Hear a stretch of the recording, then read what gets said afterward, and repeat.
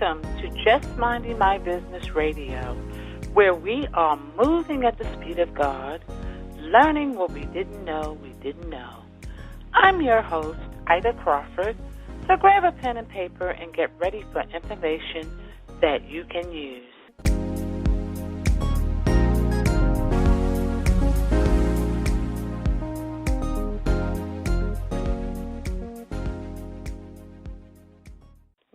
Welcome to another episode of Just Minding My Business.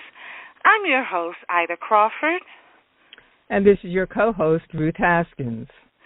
We hope your day was as beautiful as you are. Living the life you deserve starts with developing a mindset that supports whatever it is you want to be. Coming to the mic is Darius Wise, who has focused his life on helping people dust off their dreams and live a life of abundance.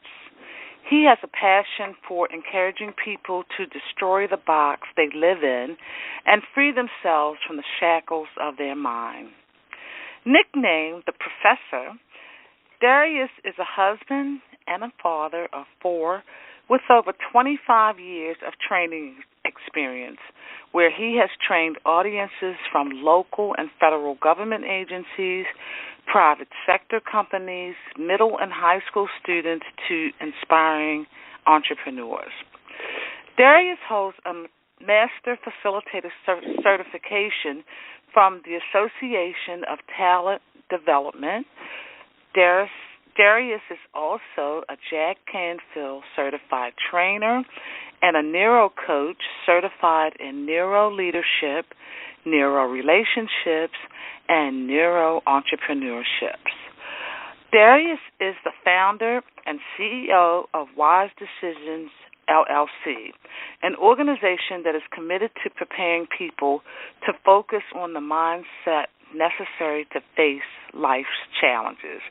Well, welcome, Darius, to the show. Well, thank you. I appreciate it. Thank you, ladies, both. I'm glad to be here. Thanks for having me. Yes, absolutely. Before we get into the meat of this, how did you get the nickname the Professor? That is a very interesting topic because, just so everyone knows, I am not technically a college professor. But years ago, a good friend of mine, her name is Ginger Cornwell, we were in business together, and I did a lot of trainings back then. And one day she just came up and just called me Professor Wise. And I think my last name has a lot to do with it as well because my last name is Wise. So she was like, Professor Wise. And ever since then, people started hearing her call me that, and it just kind of stuck. So here I am, Darius, the Professor. Okay, I like that. It definitely goes well with your name. Well, yes, thank you. For sure. So, there's been a lot of talk about neuroscience. Yes, it has. Can you just define what that is? Neuroscience, now, since I'm not a neuroscientist, I'm just a neurocoach, but neuroscience is nothing more than the study of the brain and how it works and functions. And it was something that I became very intrigued with over the years, and hearing different quote-unquote mindset trainings, I became fascinated with understanding, like, how does the brain actually work, and not in a scientific space, but I was more interested in when things happen to us, what actually is happening in our head. What is going on in our brain to make us either react a certain way or act a certain way, or why do we have certain emotions? So that's what intrigued me. It started off with me going to different seminars over 20 years ago now, and hearing people do what they called mindset training. But that mindset training that they were doing at that time didn't really talk about the brain. And so that always intrigued me. I was like, how are we having mindset training, and we're not really talking about what happens in our brain and what happens in our mind when we go through certain experiences and have different situations that we find ourselves in. So I became interested in finding out how that works without wanting to go into becoming a neuroscientist.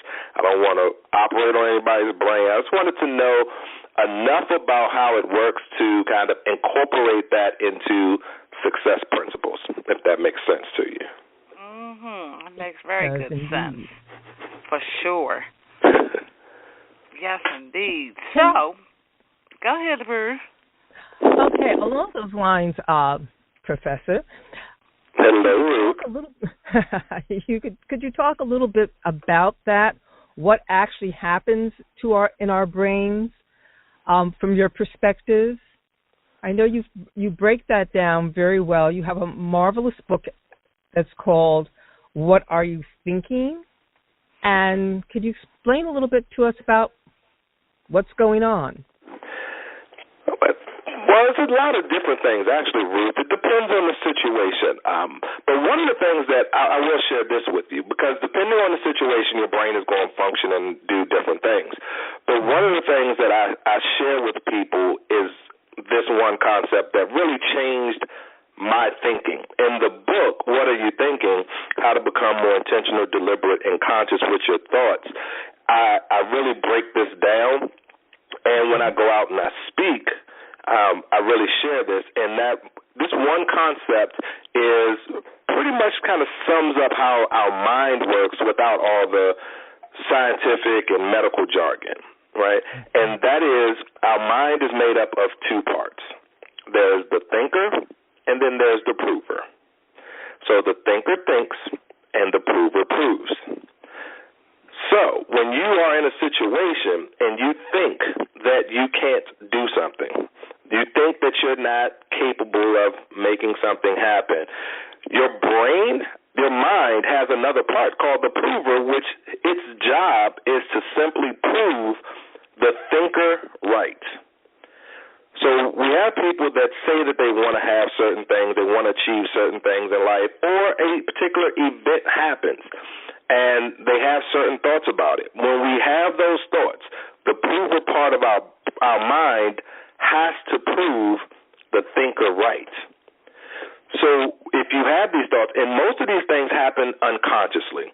So on the unconscious level, we actually have these thoughts, we have these conversations with ourselves, and unconsciously we're having these thoughts. The thinker is thinking these thoughts unconsciously, but the prover must go to work to prove that we're right. Your brain is set up where your mind is set up where you cannot be wrong to yourself, which was fascinating when I kind of wrapped my head around this. You cannot be wrong to yourself. So whatever you tell yourself, the thinker thinks the thought. Whatever that thought is, the prover's going to turn around and prove you right. So when we find ourselves in certain situations that we don't want, or we find ourselves going through the same type of situations or experiences, it's because of our thought process. So as far as thinking is concerned, whatever you think, you are right. The prover will prove that you're right. So I always share that as far as just kind of give people a basic idea of how our mind works in relation to what we're experiencing in our life.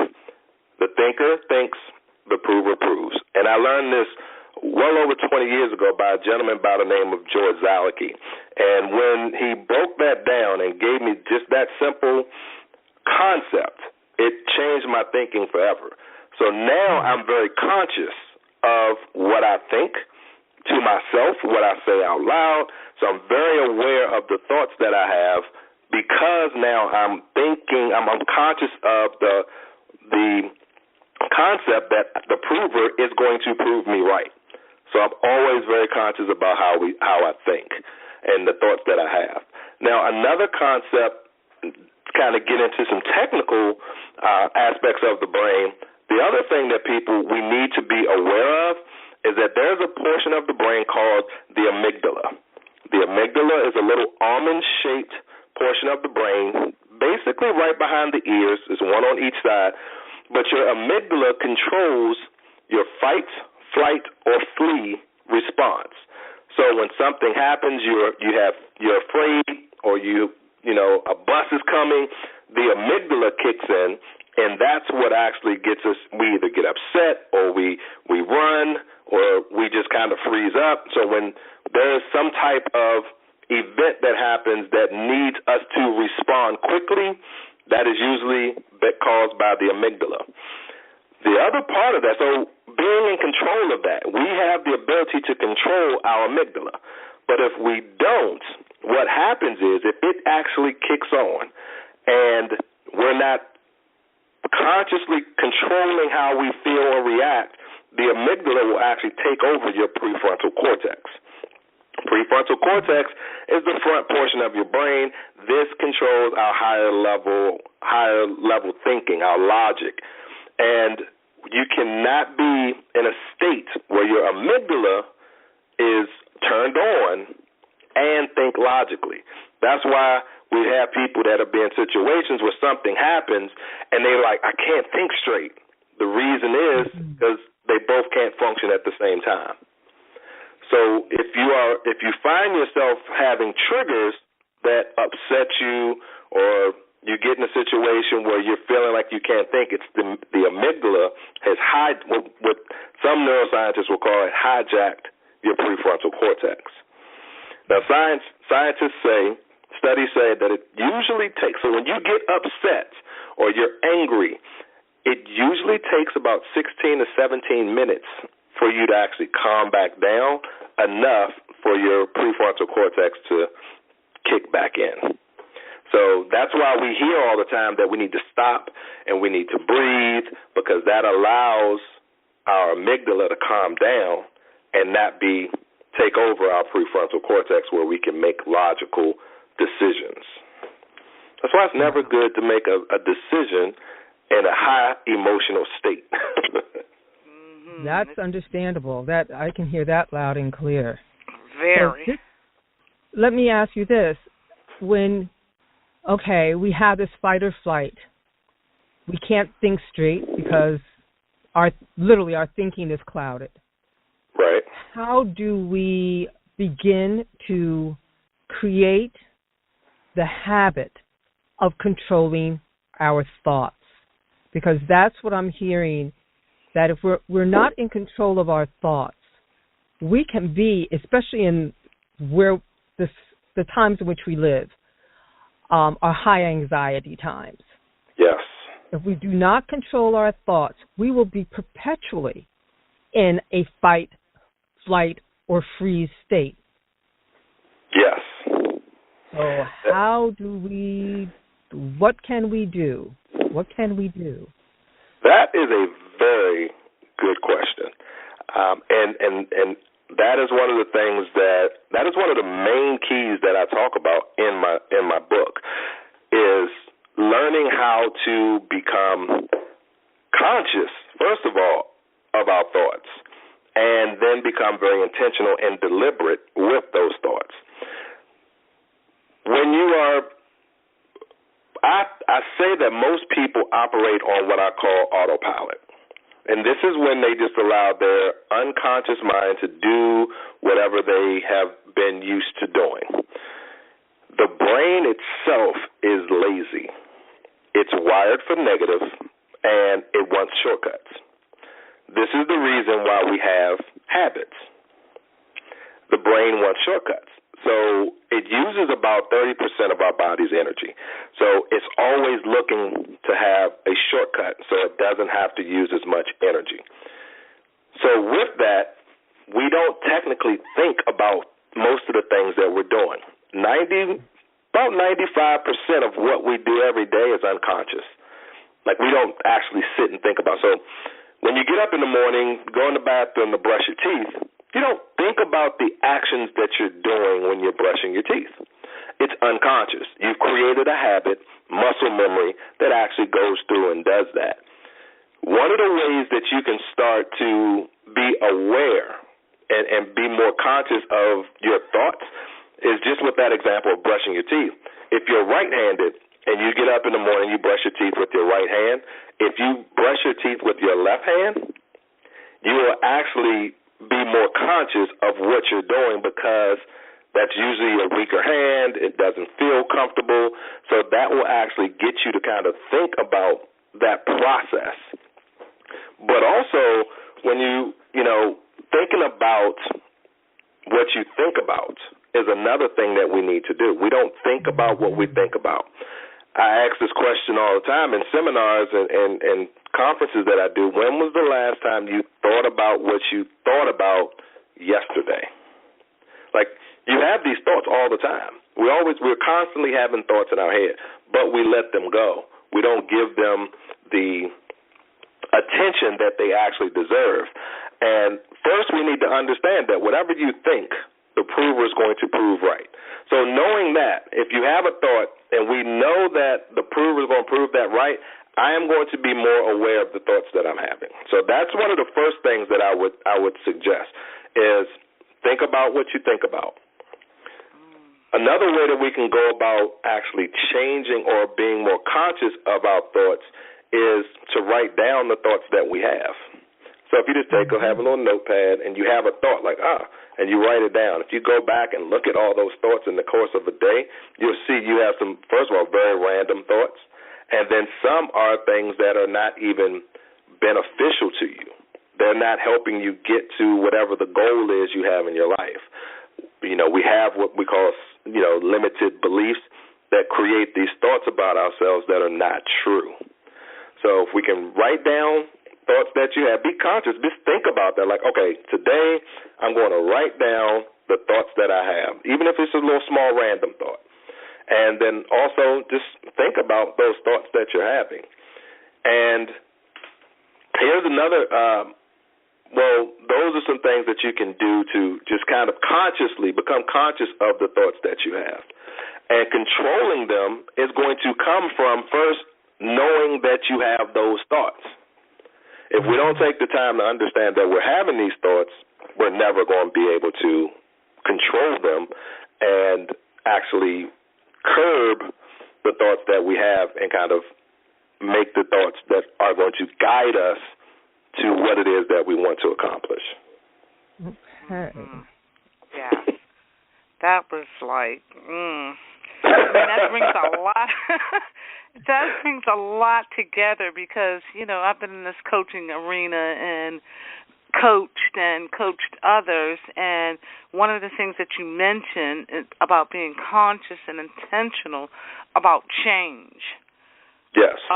Which is a difficult thing, very, very difficult, because when you've been used to being some type of way for X amount of time, you are really going to have to step outside yourself often to be able to see the habits, because bad habits just stick like glue. Yes. It's like they jump on you, before you know it. It's hard to get them off. Yes. So, this concept and the way that you explained it is just so simple, actually. But it's one of those things that's simple to do, but it's also hard to do in the same breath. And it takes, being, like you said, conscious and intentional about your thoughts, because your thoughts can really get you in trouble. And what I always think is thoughts come in pairs. It's like negative and positive. Right. As soon as you think about something great, it is immediately followed by something negative. Especially when it comes down to, like, you might want to be doing something. Okay, say you want to do this project, and immediately it's a great idea, but immediately behind that, you start to think about what you don't have. Mm-hmm. There is, in your book, there's a chapter, Darius, that you talk about exactly what Ida is talking about. And you've alluded to it a bit in your comments, but the chapter is called I Hear Voices. Mm-hmm. And it's the fact that we have, I've always called it my inner critic. That's what I've learned to call it. I learned it from someone, my inner critic. And those are the thoughts that we are not even really, we just let it roll. You know, like Ida says, you have a really positive thought, I can do this, or a really great idea, and then comes all of this other chatter. I call it chatter, that starts, it just absolutely blows you away, and you end up killing your own ideas, killing your own enthusiasm, disbelieving in yourself. Now, one of the things that I really love about this book is that not only do you talk about those things that we all actually experience, like that, you know, about hearing those that extra chatter in our head. There's another chapter that talks about what did you expect. You alluded to that too, that we get what we think about. Yes. And we don't know how to turn our thoughts around. We don't know how to hear all that negative chatter, tell it to be quiet, acknowledge it, tell it to be quiet, and then do something else. Now, could you talk a little bit about the structure of your book? Because I think this book is really helpful, and the thing that I found most helpful is the fact that you said it is not a cover-to-cover read. You can jump in where you need to. So could you talk a little bit about the structure of the book, and also that little end piece in every chapter, which is just delicious. Well, let me kind of go back, because I really want to share this, because for me, whenever I heard someone say that they wrote a book and they talked about writing the book, they always made it seem like it was just this moment they sat down and just started typing, and next thing you know, they were done. Right? That's kind of always how it came off to me, like it was just easy. And I want to share that when I had this original book idea 20 years ago, I thought it would be great to write a book, right? So I'm in my early 20s, and I'm thinking that, oh, man, writing a book would be so awesome. And I even had a title, and the title was the same title as my book now. What are you thinking? So I had this book idea 20 years ago, and I realized before I really got into it just over the last couple years that I wasn't the person that I needed to be to write the book. And in that process, it was frustrating, and I went through a lot of stuff, but one of the things that I knew that I wanted, when I focused on this, really it was last year, when I was really sitting down to go through and write the book, I wanted to write a book that I would enjoy reading. So for me, an enjoyable read would have been a book that first has short chapters. I didn't want 15, 20-page chapters. So the chapters in the book are very short. Average is about 4 or 5 pages. I wanted something that kind of gave me what we're going to talk about, what's the concept of that particular chapter.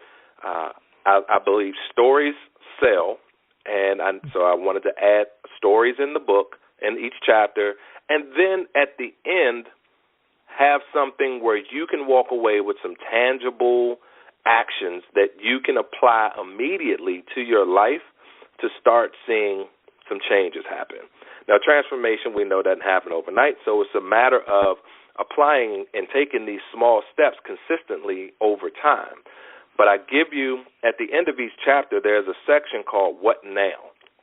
The What Now section gives you some tangible, actionable steps that you can take now that teach you or show you how you can start to implement what that chapter talked about. So every chapter had the What Now, and I added that piece because of my experience reading books, especially self-help books. I don't know why, but for me, self-help books a lot of times left me feeling like I wasn't in a place, like I wasn't even at a level where I can start to implement whatever they were talking about. So I wanted the book, What Are You Thinking, to be something that regardless of where you are, and really regardless of your age, you can actually start to apply these things wherever you are in your life. So there's a very short chapter, then there's the What Now section at the end, and the last piece of it was I wanted to make sure that you did not have to read all the chapters in order to get something out of a chapter later on in the book. So what I mean by that, if, like you said, the chapter we were just talking about, really kind of going through some things about was I Hear Voices. That's chapter 12 in the book. If you wanted to just kind of understand, like you hear all this chatter in your head, you have the book, you say, okay, let me read about I Hear Voices. So you can jump to chapter 12, read that chapter, and not be lost if you didn't read the first 11 chapters.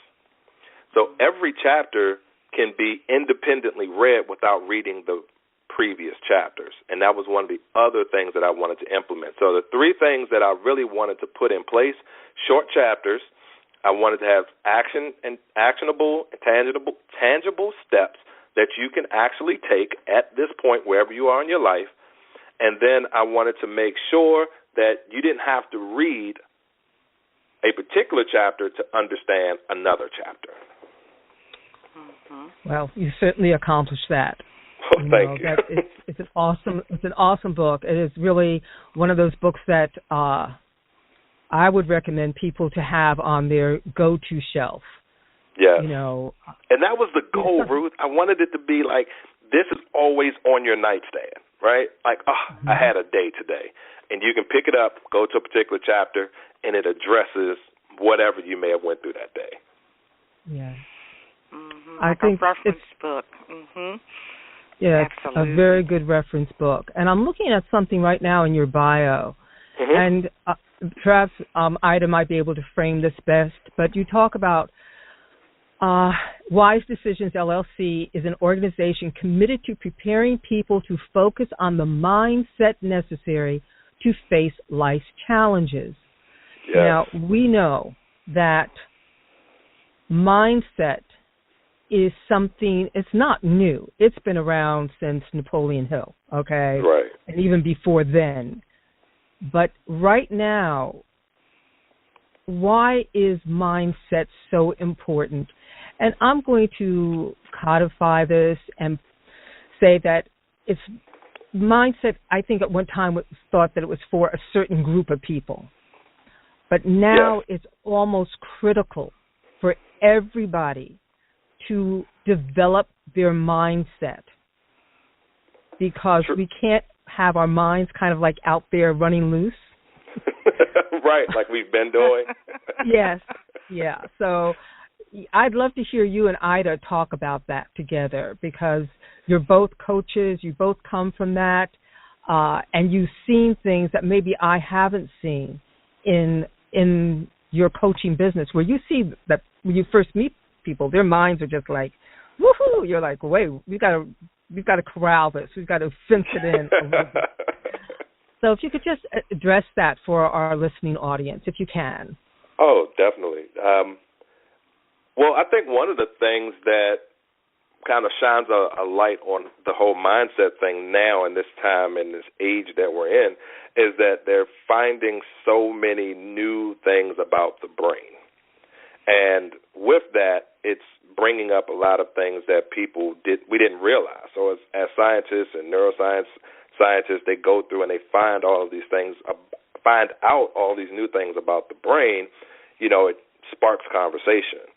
One of the things that has, over the last several years, has become something that's a change in what we thought, is that the brain, after a certain age, does not renew itself. And we've been, for decades, we believe that once you got to a certain point in life, your brain no longer is, let's say, growing. And it is what it is at a certain point. And that's been found to be untrue. So now we understand there's this thing called neuroplasticity, which is your brain is constantly growing. There's constantly new connections that you're making if you're using it. If you're thinking, you create new connections. So your brain is actually, doesn't matter how old you are, you can always have new connections in your brain. So I think some of those things are bringing into the conversation in our society now a lot of talk about mindset. Now, when I first heard about mindset, it really had nothing to do with our brain. Right. It was just kind of, they would teach you, you should think this way. I'm like, okay, but like, what happens if? Why can't I was trying to understand why can't I think like that? Like, is there something wrong with me? And it was just a matter of how I thought, and I had to really understand how those thoughts were having an impact on me. So I'm not, and Ida probably has, some experience with that. Being a coach, just how you can really get a lot from somebody just based on some of the things that they say. Mm-hmm. And I pick up a lot of things about someone just off of things that they say. Let me give you an example. I was a software trainer for many years, and I was teaching a course where it was a Microsoft course I was teaching, and it was an exam. Microsoft had this certification exam. So I was teaching a class geared towards people taking the certification exam. So on the first day of class, I would kind of go through some of the things that were going on and that we were going to do within the course, and I would see and hear people say, "Oh my God, this is going to be so hard. I'm not going to be able to do this." At that very moment, I already knew that person's not going to pass the exam. Mm-hmm. Because I understood that once you have that thought and you feel that, you have that emotion of, despair and disbelief in yourself, you have to prove that. So you're going to prove that right. So with mindset now, it's a lot. And you have a lot about diversity and inclusion, which is now bringing in how people think about other people. So it's a lot of different avenues now that all trace back to how we think. Everything is thought. Yes. Everything is thought. Even if you watch a child, going through a new experience, let's talk about just walking.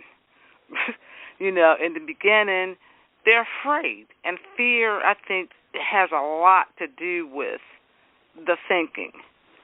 Because if you've never done it before, then your mind is going rapid in terms of what could happen. Mm-hmm. And that first step, when you look at a child, they're like, you can see the fear on their face, but they really want to do this. They really want to walk because they see everybody around them walking. Yes. And they're like, in the back of their mind, they know they can do it, but they're afraid. Mm-hmm. But they push forward afraid, even if they have to hold on to something. True. And I Very think true. As adults, that pattern never changes. When we become adults and we, step out into things that we've never done before, we go through that same type of process. We really want to do it. We're scared to do it. But we know we have to do it. Right.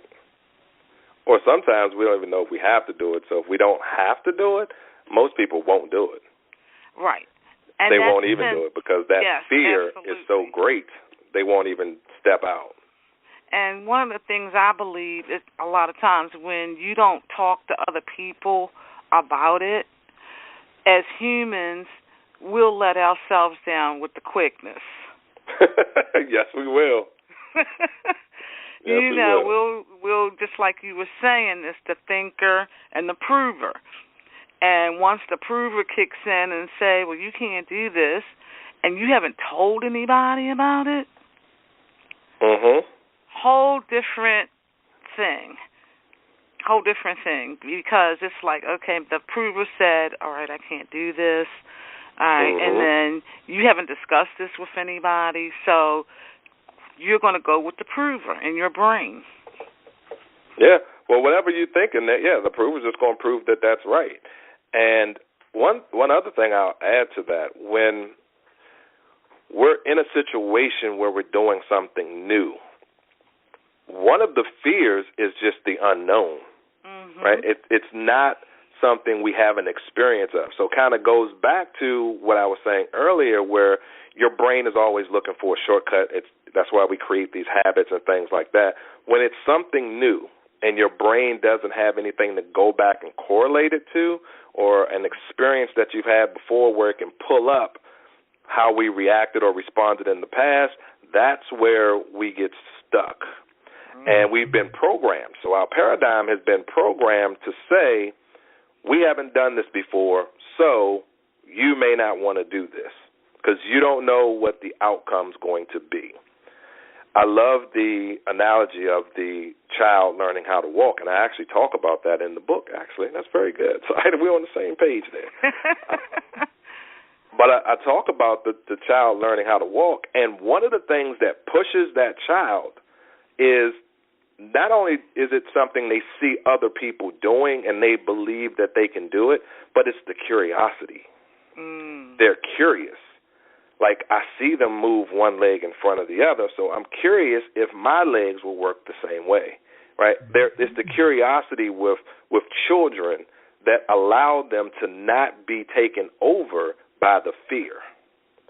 As we get older, we pretty much have the curiosity beat out of us. You know, we really do. Absolutely. Right? You want to play it safe. And it happens early, though. It happens early because when you have a young child, let's say 2, that's just starting to talk really good, 1, 2, 3 years old, one of the things that they're always doing is asking questions. As parents, teachers, caregivers, a lot of times, we get frustrated with the why question. Why? And we actually teach that child at that point. If we're not nurturing that and answering those questions and being there to give them the information that they seek, we actually take the curiosity right out of them. Because what we do is we end up silencing them to stop asking so many questions. So now that child learns, don't ask questions. And they go through school, and you know, we're still taught not to ask that many questions. So the curiosity is beat out of us over years, and then our answers become more important than our inquisitive questions. So now we're prepared to take standardized tests. Now we're prepared to go on job interviews and just simply answer questions and not ask. So I think it's the curiosity as well that we need to get back, because it's not a childish trait to be curious. That encourages you to go out and say, oh, okay, here's something else I haven't done. I'm curious about this. And that curiosity will push you as well. And it kind of eliminates the fear, pushes the fear further back so that you can take that step forward. Oh, and it brings awesome excitement as well. Yes. Oh, yes. Yes. Oh, that is just such an awesome statement. Yeah. We do get it beaten out of us early in life. Some of us never regain it. Right. And it's that curiosity that fires our imagination, and our imagination helps us to move forward. And I can see you, Darius Wise, coming back on this show. Oh, well, I would love to. I mean, this is... Oh, my goodness, there's so much to cover with you. There's so much that we need to talk about. Oh, my word. It is. But before I know, this is just... Well, can I share one principle with you? I always want to leave people with this, and I'll share this really quick. There's a principle or a equation. I call it the equation that changes everything. And this is also in the book where it talks about the equation that changes everything. It's chapter 8 in the book. So when you get your book, everybody, chapter 8 is the equation. And this equation is E plus R equals O. E is the event. So whatever event happens in your life, the R is your response and the O is the outcome. So when you have an event, you always will have a response, and that response plus that event will equal the outcome that comes. Majority of the time, we won't have any control over the event, but we always have 100% control over how we respond to it. So whatever is happening in your life, whatever has already happened in your life, it's not the event that creates the outcome. A lot of times we blame the event for why we are where we are in life. It's not the event. We have to start taking the responsibility to respond in a way that will get us the outcome that we want. So I always love to share that E plus R equals O, because that can change how we move forward in the things that we actually have happen in our life. Oh, that is awesome. That's something that needs to be pasted on the computer to look at all the time, because events happen every day. Every day. That's true. And it's not the event. How are you going to respond to that event, which requires us to be conscious about our thinking. So we're not reacting to it, we're actually responding. Yes. And in my coaching, that's one of the things that I learned about not reacting but responding. Yes. And it makes a huge, huge difference. A reaction doesn't require thinking. A response does. Absolutely. How can our people, our listeners, get your book and connect with you? One way that you can get the book, it is on Amazon, so you can go to Amazon.com. The book, again, is called What Are You Thinking? How to Become More Intentional, Deliberate, and Conscious with Your Thoughts. So you can search What Are You Thinking? You can search Darius Wise on Amazon, and it comes up. You also can go to my website, which is www.IamDariusWise.com, DariusWise. IamDariusWise.com. You can also get the book there as well. And, you know, on my website, you can actually keep up with some of the things that I'm doing. I am actually getting ready to, I'm doing a weekly radio show that is going to be we're streaming it live on Facebook Live every Monday at 8:30. So I will have that information on the website as well, but it's going to be on 8:30. It's on Facebook Live, so you can look me up. I'm at Darius A. Wise on pretty much all social media platforms. So they can, you know, your artists can definitely connect with me there. I share a lot of great videos and content on Facebook, Instagram, Twitter. I don't tweet as much, but Twitter. So those are some of the ways that you can reach me. So IamDariusWise.com. Yes. This has been an awesome conversation, and one of the things about coaching is you constantly have to engage. Yes. You constantly, it's like drinking water. Your body needs water, your mind needs that education, that stimulation in order to just keep your thinking straight, because, I mean, we can go to the left with the quickness. Yes, we can.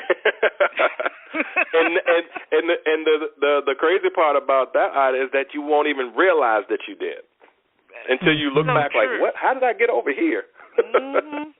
And I always tell people, you have to step outside yourself often and look, because we are moving. And like you said before, a lot of things we do unconsciously. Yep. We don't even realize we're doing it. Not at all. Not at all. And that's the dangerous part. That's dangerous, because then we wind up in a place, and I mean like a physical location place, but we mentally in a place, and we don't know how we got there. And it don't take long. No, it doesn't. And you look back when you finally arrive in this place that you don't want to be in, and you finally calm down and get your thinking halfway straight. The question always is, what was I thinking? Exactly. Or somebody else will pose that to you. When you tell them the situation, they'll say to you, what were you thinking? And the answer is, I wasn't. Exactly.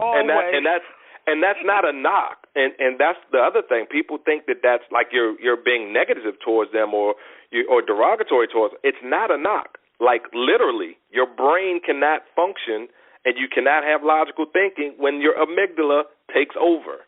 Yes. So when you're worked up like that, you're really not thinking. Wow. I would love to have this conversation. We have a very broad audience, but I would love to talk about this in terms of the African American community. Oh, love to. I would love to. That's a conversation that we need to have, because we don't as African Americans, we are not taught this stuff. No. Right. Exactly. And that's the conversation we need to have. Yes, it's real an important bad conversation. So Darius, you already know you are coming back. Well, I would love to, and I appreciate you all, you ladies, having me. It's been a pleasure. I love stimulating conversations, and this one was very stimulating, so I appreciate it, and I thank you very much for having me on your show today. Oh, absolutely. I'm just smiling and feeling so great about this conversation, as I just love this type of talk because it helps you stay in line. Oh, you know, it helps you when you're talking to people and they are mind oriented. It just helps you always. Mm-hmm. And as a coach, I think as a coach, you get just as much benefit as the person you're coaching. Oh, yes, definitely. I learned more teaching than I did by just reading a book. Mhm. It's just the action of it and being in it. And so being one in the more midst time, of all that. How do our audience connect with you? You can connect with me through social media. My social media handle is at Darius A. Wise. So that's Facebook, Instagram, Twitter, even LinkedIn. I put a lot of great stuff on LinkedIn.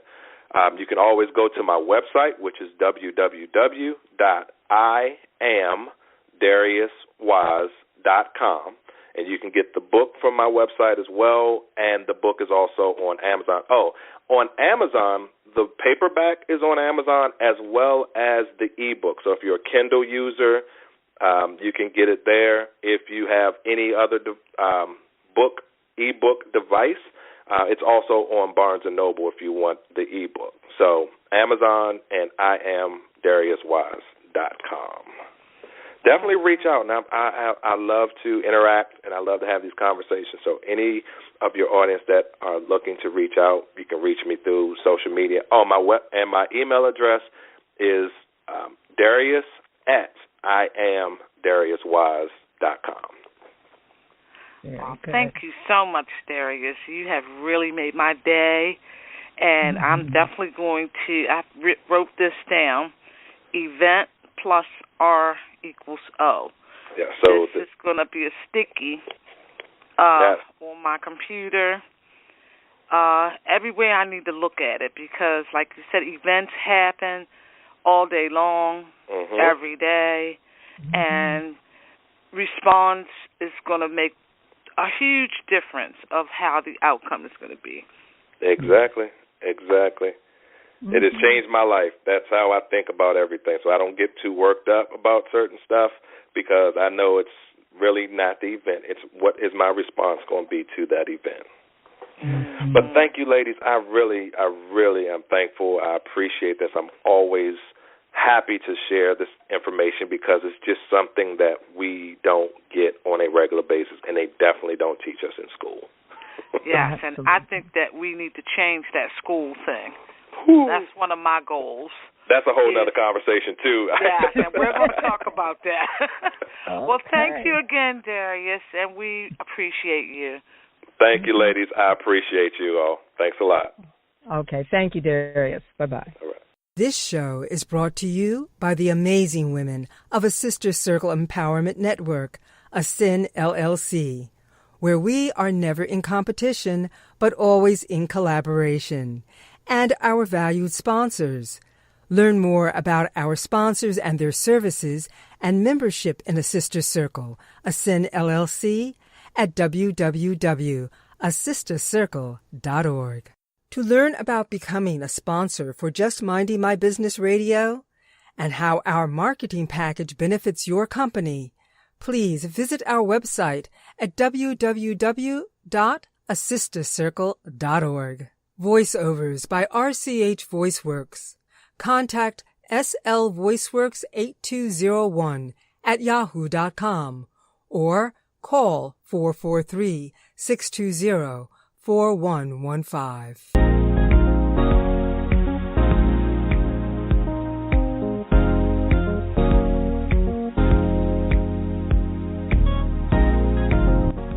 Thank you for tuning in to Just Minding My Business Radio. I'm your host, Ida Crawford. We hope you enjoyed the show and appreciate you stopping by. Many blessings to you and yours.